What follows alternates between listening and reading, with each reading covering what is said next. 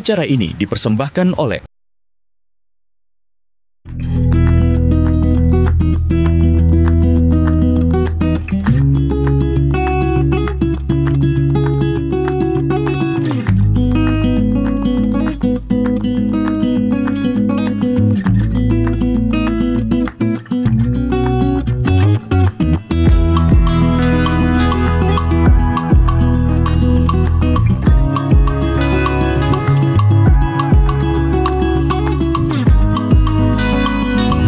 Selamat pagi pemirsa, berjumpa lagi bersama saya Kome Aprilia. Dan pemirsa, bisa kita ketahui bahwa proses pembangunan IKN yang telah dimulai sejak tahun 2022 silam direncanakan akan selesai pada tahun 2045, tepat di usia Indonesia ke-100 tahun. Dengan adanya pemindahan ibu kota negara dari Jakarta ke IKN merupakan kesempatan bagi kota Surabaya untuk menjadi pintu gerbang IKN penghubung antar daerah. Tentu saja akan banyak persiapan yang harus dilakukan oleh DPRD Kota dan juga pemerintah Kota Surabaya untuk menyiapkan agar Surabaya siap menjadi pintu gerbang IKN. Nah, saat ini saya sudah bersama dengan Bapak Arif Fatoni selaku anggota DPRD Kota Surabaya dan kita akan berbicara lebih lengkap lagi tentang bagaimana persiapan Surabaya menjadi pintu gerbang IKN. Selamat pagi Bapak. Pagi Mbak Gumi. Iya Bapak, alhamdulillah sehat. Ceria sekali hari ini, warna kuning ya Pak. Bapak, sebenarnya ini kenapa sih Pak Surabaya menjadi pintu gerbang IKN? Karena yang pertama arus distribusi barang dan jasa itu nanti kota yang bisa menikmati itu di antara yang lain itu insya Allah hanya Surabaya. Karena di sekitar IKN itu kan ada Balikpapan, Samarinda. Tetapi demografi wilayah dan infrastruktur penunjangnya itu hanya Surabaya yang memiliki nilai lebih. Sehingga wajar kalau kemudian perpindahan ibu kota dari daerah khusus ibu kota Jakarta ke Kalimantan itu Surabaya akan menjadi salah satu kota yang akan mendapatkan banyak manfaat ekonomi maupun yang lain sebagainya. Baik, jadi bagaimana Surabaya bisa memanfaatkan keberadaan IKN ini untuk meningkatkan perekonomian lokal di kota Surabaya, Bapak? Ya, yang pasti kita harus mencontoh dan belajar dari pengalaman pengelolaan Jakarta sebagai ibu kota negara. Nah, problem Jakarta hari ini itu kan kemacetan akut, banjir dan lain-lain sebagainya. Makanya agar itu tidak terulang, mumpung masih ada waktu dalam menyongsong 1 abad Negara Kesatuan Republik Indonesia atau Indonesia Emas 2045 itu, maka Surabaya harus mempersiapkan sejak dini agar tidak mengulangi kesalahan tata kelola Jakarta sebagai ibu kota Indonesia. Nah, salah satunya apa? Yang pertama adalah kita untuk salah satu faktor yang bisa mengurai kemacetan di satu kota itu adalah bagaimana mendorong transportasi publik itu bisa dirasakan kenyamanannya oleh masyarakat dan menghubungkan satu wilayah ke wilayah yang lain. Problem utama transportasi massal hari ini itu kan dia tidak terhubung dengan sektor-sektor keseharian masyarakat.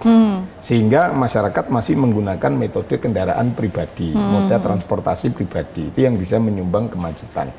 Yang kedua, kita tentu harus melakukan evaluasi secara komprehensif titik-titik kemacetan yang selama ini terjadi.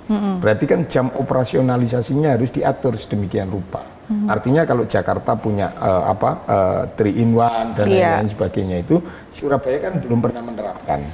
Nah, ini harus diatur sejak dini sehingga masyarakat lama-lama terbiasa dan ada perubahan kultur yang awalnya lebih nyaman pakai menggunakan moda transportasi pribadi beralih ke transportasi publik. Apalagi hari ini pemerintah pusat sedang menggalakkan transformasi dari mobil berbahan bakar fosil ke energi hijau. Dan alhamdulillah Surabaya ini kan satu-satunya kota yang sudah melaksanakan itu dengan baik, sehingga di tahun 2024 akhir ini seluruh kendaraan dinas kepala OPD maupun kendaraan dinas pemerintah kota itu kan sudah beralih dari yang berbahan bakar fosil ke berbahan bakar listrik.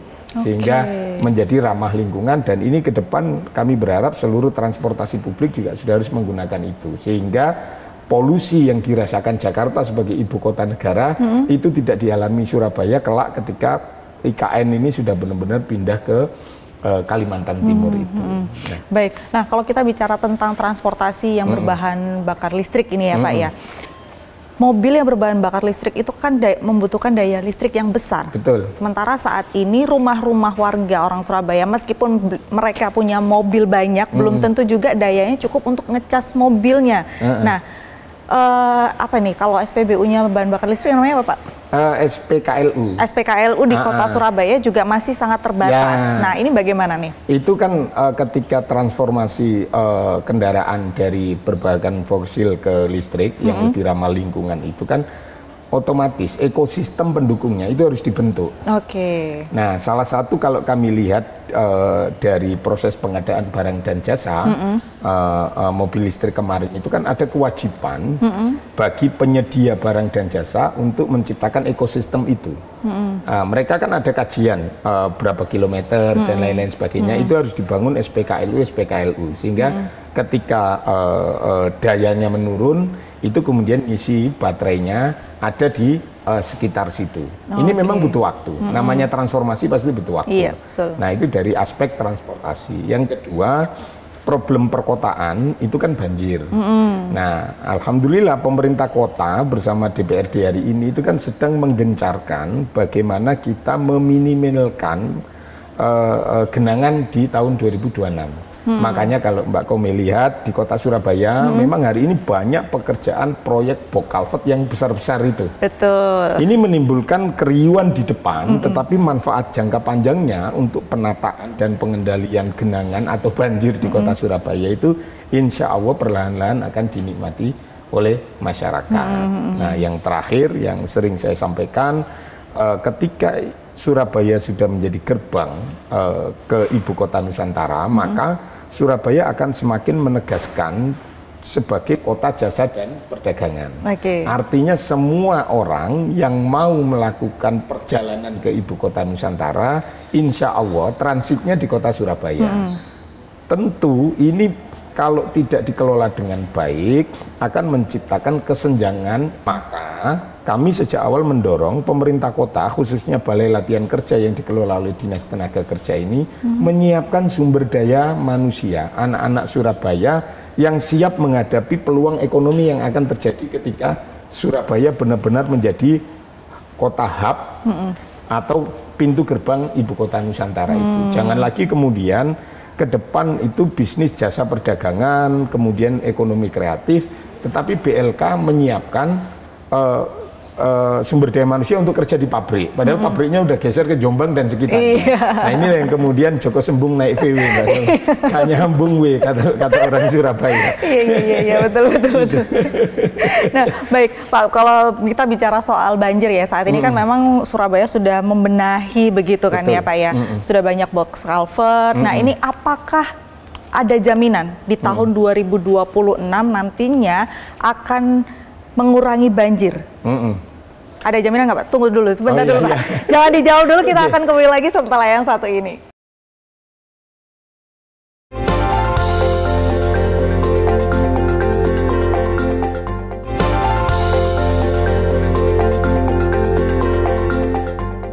Baik pemirsa, saya masih bersama dengan Bapak Arief Fatoni dan ini Pak, monggo dijawab tadi pertanyaan saya tentang gorong-gorong yang sudah dibangun sejak tahun awal 2024 kayaknya ya Pak ya, sampai saat ini masih ada saja jalan di Surabaya yang melakukan proses pembangunan gorong-gorong. Apakah ini akan menjadi jaminan di tahun 2026 yang akan datang Surabaya sudah bebas banjir? Kalau kemudian jaminan yang 100%, itu kita tidak bisa melaksanakan garansi itu 100% ya Mbak Suni, karena persoalan hujan, persoalan cuaca itu kan kehendak ilahi yang tidak bisa kita anukan. Tetapi setidaknya manusia boleh berikhtiar berdasarkan sumber pengetahuan. Artinya ada mitigasinya. Katakanlah curah hujan di bulan apa yang tinggi dan lain-lain, selama ini bagaimana alirannya, itu kan tentu harus sudah melalui proses kajian yang dilakukan oleh Balitbang Bapeko Kota Surabaya. Titik-titik genangan selama ini di mana diurai melalui salah satunya penambahan rumah pompa, terus kemudian gorong-gorong diperbanyak, bow culvert diperbanyak, terus kemudian saluran-saluran air yang selama ini tidak terkoneksi dengan sungai terdekat, ini juga mulai diurai. Setidaknya kita bisa berpikir bahwa kita bisa meminimalisir segala potensi banjir yang ada di kota Surabaya. Mudah-mudahan, karena kita ini kan sebagai umat beragama meyakini bahwa Tuhan itu mengikuti prasangka hambanya. Iya, betul. Kalau manusianya sudah berikhtiar dengan baik, ya kita hanya memohon kepada Tuhan Yang Maha Esa agar 2026 Surabaya benar-benar bebas genangan atau bebas banjir. Baik. Nah, Bapak, nah, ini kan kalau untuk kita bicara tentang Surabaya menjadi gerbang IKN ya Pak. Betul. Tentunya tidak hanya menyiapkan Surabaya bebas dari banjir, kemudian juga kemacetan dan kesenjangan sosial tadi. Dalam hal infrastruktur, langkah apa yang perlu diambil agar Surabaya siap mendukung mobilitas IKN ini, Pak? Ada dua hal fundamental yang harus segera dilakukan oleh pemerintah kota. Ketika Surabaya sudah menjadi pintu gerbang ibu kota Nusantara atau kota hub, tentu akan ada banyak investasi yang masuk ke kota Surabaya. Maka yang paling wajib dilakukan adalah bagaimana reformasi birokrasi berjalan dengan baik. Digitalisasi layanan selama ini di kota Surabaya sudah berlangsung dengan baik. Karena apa? Ketika terjadi digitalisasi itu kan memudahkan masyarakat, terus kemudian meminimalisir potensi kecurangan penyelenggara negara terhadap pemohon layanan, KKN dan lain-lain itu kan karena pertemuan verbal. Nah, kalau kemudian digitalisasi layanan itu berlangsung dengan baik, itu kan tidak ada kontak fisik antar manusia, sehingga tidak ada mens rea, tidak ada niat jahat untuk melakukan praktek KKN.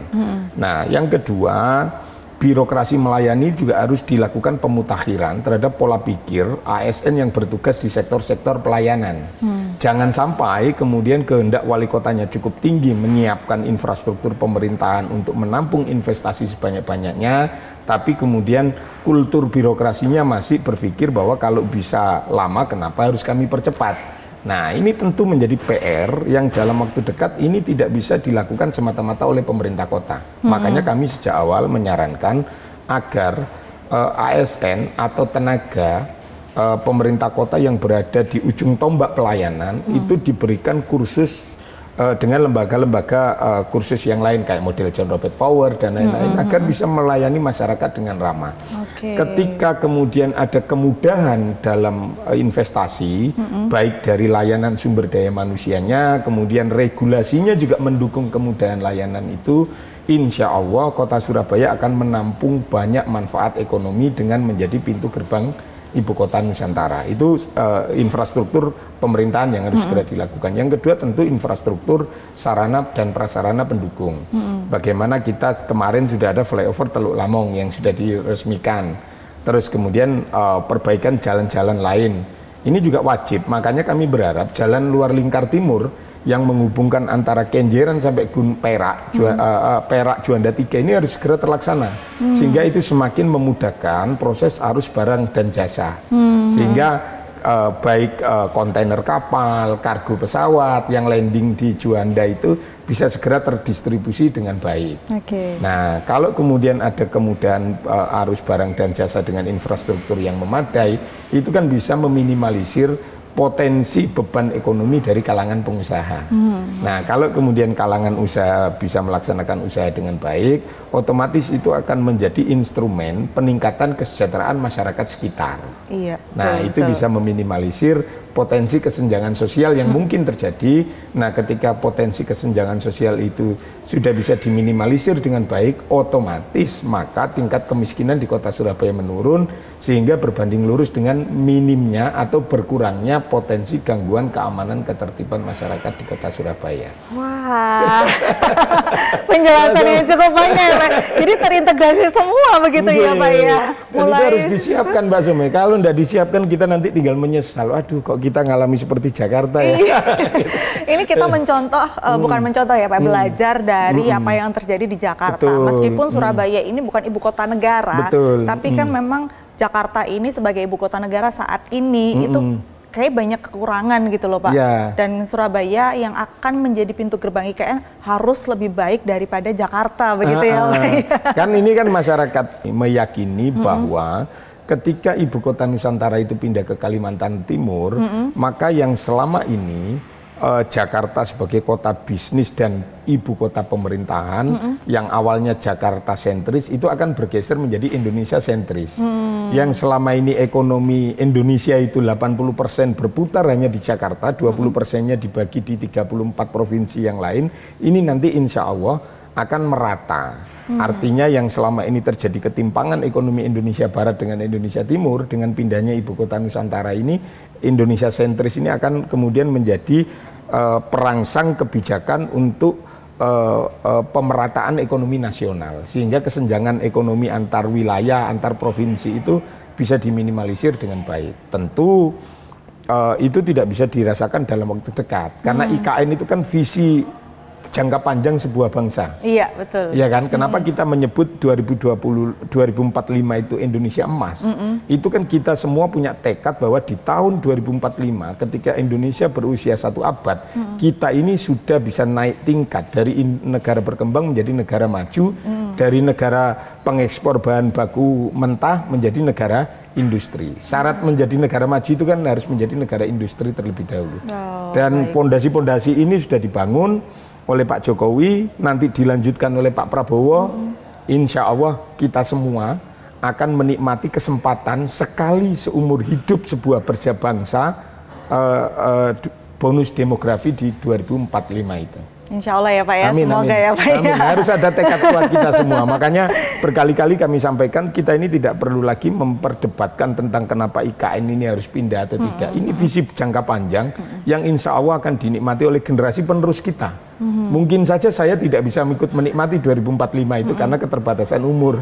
Atau Mbak Sumi mungkin juga sama. Tapi setidaknya ini visi jangka panjang untuk anak cucu kita kelak sebagai sebuah negara sejahtera. Baik, pemirsa, nanti kita akan berbincang lagi bersama Pak Arief Fatoni.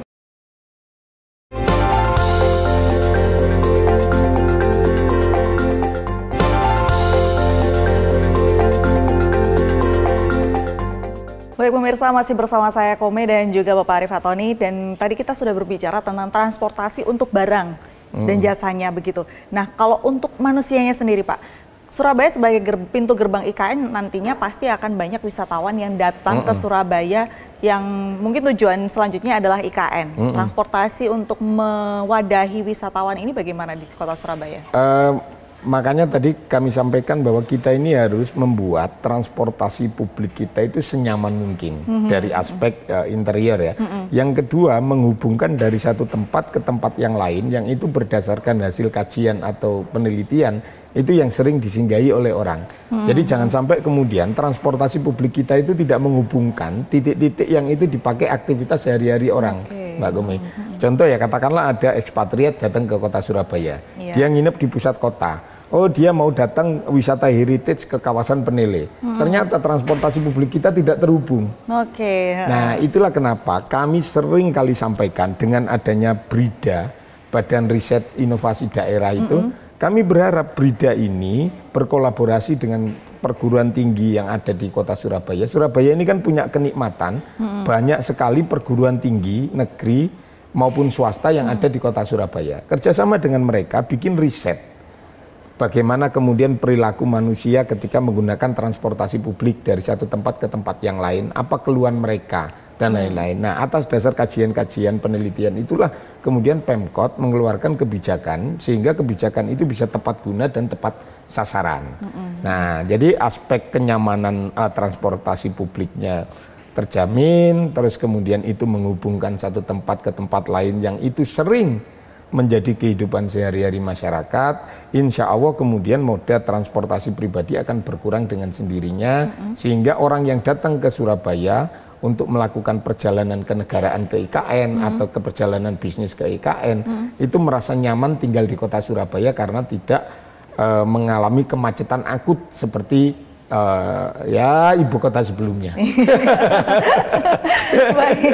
Nah, tapi kan untuk menyediakan transportasi untuk wisatawan gitu kan Pak. Sementara masyarakat di kota Surabaya sendiri untuk merubah perilaku masyarakat di kota Surabaya dari menggunakan transportasi pribadi, kendaraan pribadi ke kendaraan umum, itu kan saat ini masih sangat sulit Pak. Betul. Masih banyak yang memilih, kalau saya naik ini harus jalan kaki, harus begini, betul. Harus begini, udahlah mendingan naik mobil aja, naik motor aja. Ini gimana nih Pak? Ini salah satu masalah juga di Surabaya, betul. Kan? Makanya tadi saya sampaikan Mbak Gumi bahwa kita harus bikin penelitian tentang perilaku kehidupan sehari-hari masyarakat kita. Ketika mereka enggan menggunakan transportasi publik itu kan karena tidak menghubungkan satu tempat ke tempat lainnya yang itu dipakai aktivitas keseharian. Semisal orang kerja di pusat kota, dia naik dari kawasan Waru, ternyata berhentinya di kawasan Keputaran, sehingga dia masih harus naik ojek lagi ke sini. Ya, nah ini tentu harus perilaku begini harus dilakukan survei lah. Surabaya itu kan punya keunggulan, kota ini banyak sekali perguruan tinggi yang ada, baik perguruan tinggi negeri dan swasta. Nah itulah Brida itu harus memanfaatkan momentum itu, kolaborasi kerjasama dengan perguruan-perguruan tinggi itu untuk melakukan riset, sehingga kebijakan yang akan ditelurkan oleh wali kota nanti itu tepat sasaran, tepat guna. Nah yang kedua, memang mendorong migrasi, mendorong tradisi, mendorong kebiasaan masyarakat, itu tidak cukup hanya dengan menyediakan transportasi publik yang layak dan nyaman, tetapi juga harus melalui regulasi. Nah ini kan masih ada jeda waktu yang panjang, dalam rangka IKN sudah pindah seutuhnya itu. Nah mumpung masih ada jeda waktu yang panjang, regulasi menuju ke arah sana sudah harus mulai disiapkan. Contoh, kalau Jakarta pernah punya program 3-in-1 di jam-jam tertentu, ya kita mungkin dalam waktu dekat harus mendorong operasional di jam-jam tertentu. Artinya apa? Kita ini jangan sampai berbarengan lagi jam masuk sekolah bersamaan dengan jam masuk tempat usaha. Semisal jam masuk sekolah jam 7, maka jam tempat usahanya harus dinaikkan menjadi jam 9. Sehingga itu bisa mengurai kemacetan di titik-titik tertentu. Karena kan tidak semua orang yang bekerja di Surabaya itu kan tinggal di Surabaya. Karena harga properti yang terus melambung tinggi, sehingga rakyat tidak mampu membeli. Gitu. Nah makanya salah satunya dengan pemerintah kota memiliki YKP setelah berhasil mengambil alih YKP dari tangan individu kembali ke pangkuan pemerintah ini, ya ini gunakan untuk sebagai sarana penyediaan hunian untuk masyarakat Surabaya yang tidak menjangkau harga properti yang disediakan oleh sektor swasta. Baik, Pak, itu. Kalau kita bicara tentang pintu gerbang IKN lagi nih Pak ya, apa saja sektor yang harus diprioritaskan untuk berkembang di Surabaya? Yang pertama adalah perubahan mindset birokrasi kita, karena otomatis Surabaya nanti akan masuk banyak investasi. Iya, betul. Jadi kita harus mempermudah masuknya investasi di kota Surabaya. Jangan ada lagi kemudian izin sudah diberikan, begitu mau membangun masih ada persoalan. Nah, kita juga memberikan catatan terhadap salah satu pengembang properti di kota Surabaya, izin dari pemerintah kota terhadap investasi SPBU asing ini sudah diterbitkan semua, ternyata pengembang perumahan ini menolak. Nah ini memalukan kota Surabaya, ini juga menjadi catatan kami. Nah kemudian berizin itu harus diberikan dengan baik, sehingga ketika investasi masuk itu bisa menjadi madu industrialisasi atau lecutan atau instrumen untuk kesejahteraan masyarakat. Sebagaimana gagasan Mas Wali tentang kampung madani di kelurahan-kelurahan itu. Yang kedua, infrastruktur penunjang harus segera dilakukan mulai sekarang. Makanya kami berharap program jalan luar lingkar timur yang menghubungkan antara Juanda Perak dengan Juanda 3 itu segera direalisasikan setidak-tidaknya tahun depan, sehingga itu bisa mengurai kemacetan arus barang dan jasa di titik-titik tertentu itu. Apalagi kemudian pemerintah pusat dengan pemerintah provinsi kan itu juga sudah melakukan upaya dengan flyover Teluk Lamong dan lain-lain sebagainya. Itu upaya untuk memecah konsentrasi arus barang dan jasa di kota Surabaya, tidak bersamaan dengan satu lajur dengan kendaraan pribadi, sehingga paling tidak kita bisa meminimalisir potensi kemacetan yang ada di kota Surabaya di masa-masa yang akan datang. Kalau kita bicara tentang pariwisata, kan pastinya nanti ketika Surabaya menjadi pintu gerbang IKN, otomatis orang-orang yang singgah di Surabaya juga ingin wisata dulu di Surabaya nih. Sejauh mana pariwisata di Surabaya ini dapat dimanfaatkan untuk memperkuat posisi Surabaya sebagai pintu gerbang IKN? Sebenarnya pemerintah kota sudah banyak menciptakan wisata-wisata yang berbasis nilai-nilai kesejahteraan, kepahlawanan kota Surabaya. Ya Mbak Kumi. Surabaya itu kan terkenal sebagai kota pahlawan. Otomatis kota pahlawan itu memiliki spirit nilai-nilai kepahlawanan, bagaimana menjaga keberagaman Indonesia, karena keberagaman Indonesia itu kan pondasi besar bangsa Indonesia. Kita sudah punya wisata kota lama, Nah, terus kemudian kita juga punya wisata-wisata yang lain. Cuman sejak awal kami menyarankan ketika pemerintah kota menciptakan tempat-tempat wisata baru itu jangan dikelola oleh pemerintah, kerjasamakan dengan sektor swasta. Karena kalau dikelola oleh pemerintah itu biasanya tempat-tempat wisata itu hidup segan mati tak mau. Itu yang pertama. Yang kedua, kita punya Kalimas. Di luar negeri kalau kan Venezia itu kan perahu gitu saja kan bisa mendapatkan pendapatan asli daerah, iya kan? Iya, betul. Nah, sama wisata Kalimas itu pemerintah kota yang menciptakan regulasinya, pelaksanaannya serahkan kerjasamakan dengan sektor swasta, sehingga mereka yang meramaikan. Nah, ini juga berarti kembali lagi ke kemudahan regulasi dan juga izin itu tadi. Betul. Ya Pak ya, pemerintah harus bisa lebih memudahkan supaya pihak swasta ini juga nggak kesulitan gitu. Baik Pak, terakhir harapan dari Bapak untuk Surabaya menuju ke Surabaya menjadi pintu gerbang IKN ini apa nih Pak? Kami berharap karena regenerasi kepemimpinan itu kan keniscayaan di era demokrasi. Undang-undang sudah memberikan batasan bahwa kepala daerah itu maksimal 2 periode. Tetapi visi Indonesia Emas 2045 itu kan masih butuh waktu puluhan tahun. Makanya kami berharap Mas Wali Kota yang sekarang ini di periode kedua nanti bisa menuntaskan RPJMD-nya semakin mengukuhkan, semakin menguatkan Surabaya sebagai pintu gerbang Ibu Kota Nusantara, dan itu akan dilanjutkan oleh periode kepemimpinan selanjutnya. Karena apa? Kalau kemudian itu terputus, ya cita-cita kita Surabaya sebagai pintu gerbang Ibu Kota Nusantara, kita mendapatkan manfaat ekonomi dan lain-lain sebagainya itu akan pupus dengan sendirinya kalau tidak ada keberlanjutan pembangunan antara satu pemimpin dengan pemimpin berikutnya. Baik, terima kasih Bapak Arif Watani atas waktunya. Dan pemirsa, seperti yang sudah diceritakan oleh Bapak Arif, ini Surabaya itu memiliki potensi yang sangat besar untuk menjadi pintu gerbang ibu kota negara. Dengan posisi yang sangat strategis, infrastruktur yang berkembang dan juga dukungan kolaboratif antara pemerintah, masyarakat dan juga pihak swasta, semoga Surabaya dapat memanfaatkan peluang ini untuk mendorong pertumbuhan ekonomi dan meningkatkan kesejahteraan masyarakat. Baik, terima kasih. Saya Komia Prilia, pamit undur diri. Wassalamualaikum warahmatullahi wabarakatuh.